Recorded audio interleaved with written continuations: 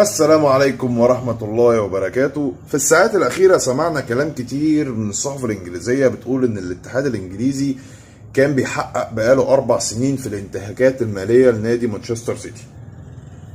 الكلام ده اللي بيدور حوالين تقريبا من 10 مواسم أو أكتر من 10 مواسم، من موسم 2009-2010، إن مانشستر سيتي بيستخدم الانتهاكات المالية الخاصة بالدوري الإنجليزي وإنه بيتخطاها، وان هيصدر عقوبة او قرار قريب، يا اما بالهبوط للدرجات الادنى او خصم النقاط كما حدث وكلنا شفناه مع اليوفنتوس.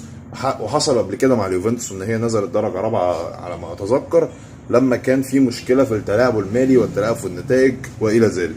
فهل نشوف مانشستر سيتي بيتخصم منه النقاط ام نشوفه في الدرجات الادنى؟ قول رايك وما تنساش السبسكرايب.